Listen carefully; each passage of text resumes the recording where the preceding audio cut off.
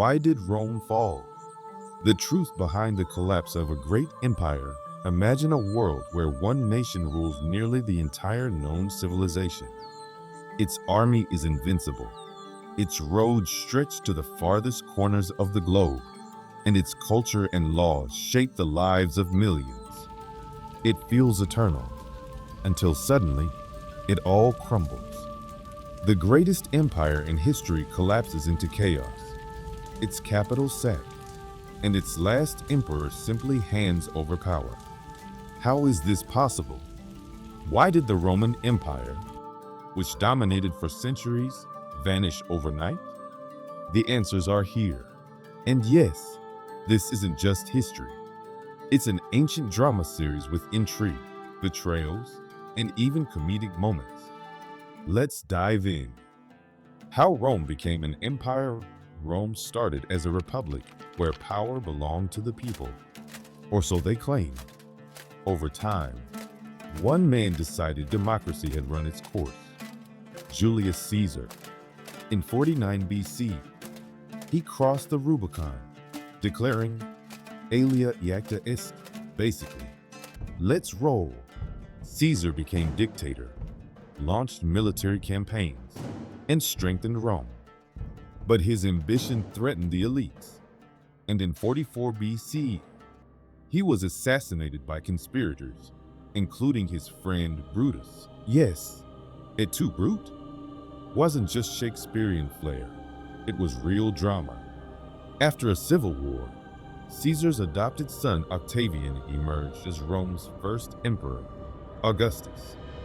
By 27 BC, the Republic was dead, and the empire began. Think of it as the political reboot, where the sequel outshone the original. The mighty Roman Empire under Augustus and his successors. Rome expanded relentlessly, conquering territories from Britain to Egypt. The empire seemed unshakable, especially during Pax Romana, 27 BC to 180 C, an era of peace and prosperity. But beneath the glittering surface, cracks were forming. As they say, not all that glitters is gold. Early signs of decline trouble brewed from within. Strong emperors were replaced by weak ones, like Commodus, who ruled from 180 to 192 C. Picture a 15-year-old emperor more obsessed with gladiator games than governance. He fancied himself Hercules reincarnated, even fighting in the Colosseum, wearing a lion's pelt. Imagine a TikTok star turned CEO, except the board his advisors had enough and strangled him in his bathtub. So ended Rome's Hercules era. No heroic soundtrack included. Economic meltdown. Ancient-style inflation. Rome's economy wasn't immune to crises. By the 3rd century C, emperors debased the silver currency to fund wars and bribes, turning coins into copper-coated junk. Prices skyrocketed. Imagine a Starbucks latte costing $100 overnight. This hyperinflation crippled trade and trust in the government. Farmers abandoned land, and the middle class vanished like a deleted tweet. The empire's financial system became as stable as a house of cards in a hurricane. Civil wars and fragmentation. After Commodus, Rome entered the year of the 5 emperors, 193 C. A chaotic survivor-style showdown with real-life betrayals and deaths. Generals declared themselves emperor, while provinces like Gaul and Palmyra broke away, forming their own spin-off empires. Think Game of Thrones meets Westworld. By 260 C, Rome was crumbling like an uncarved Thanksgiving turkey. The crisis of the 3rd century. Rome's Great Depression from 235 to 284 C. The empire nearly imploded. Over 20 emperors rose and fell, many assassinated by their own troops. Barbarians raided freely, and plague-likely smallpox wiped out millions. Imagine the 2008 financial crash, COVID, and the purge happening simultaneously. The empire split into three warring states until Aurelian temporarily glued it back together. A band-aid on a bullet wound. Temporary recovery.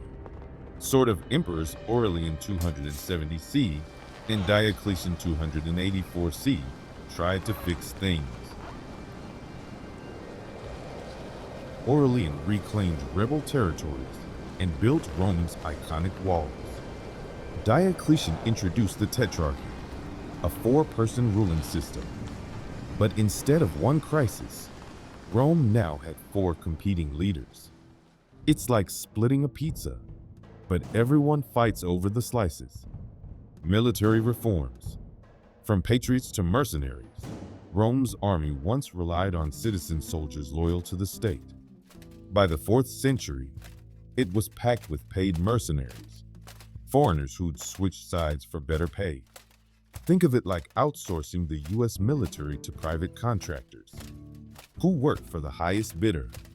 Discipline crumbled, and barbarians like the Goths were hired to defend the empire, only to later turn on their employers. Barbarians at the gate. Meanwhile, barbarian tribes grew stronger. In 376 C, Goths fleeing the Huns asked Rome for refuge. Instead of integrating them, Roman officials taxed them into rebellion. By 410 C, Goth leader Alaric sacked Rome itself, the first time in 800 years. Imagine New York City getting looted because of a tax dispute. Shocking? You bet. The Huns. Rome's unexpected enablers. Attila the Hun didn't directly destroy Rome, but his invasion sent shockwaves. As the Huns pushed westward, tribes like the Vandals and Visigoths flooded Roman borders like a broken levee. By 455 C, the Vandals gave Rome a sequel to Alaric's sack, this time with more burning. It's like a domino effect. One barbarian group's migration triggered a chain reaction Rome couldn't stop. The final blow in 476 C, Germanic chieftain Odoacer deposed the last Western Roman emperor, 16-year-old Romulus Augustulus. The kid wasn't executed, just retired with a pension. Think of it as the world's most anticlimactic season finale.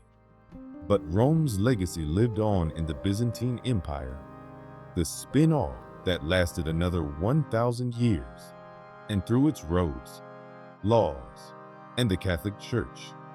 Cultural shifts. Christianity versus traditional Rome. As Rome declined, Christianity rose. Emperors like Constantine 312 C embraced the faith. Shifting focus from glory of Rome to glory of God. Traditional rituals faded, and the church gained power, like a corporate takeover of the state's identity. This cultural reboot divided elites and diluted the empire's unifying Romanness, making loyalty harder to maintain. Why did Rome really fall? Rome didn't fall overnight. It rotted over centuries.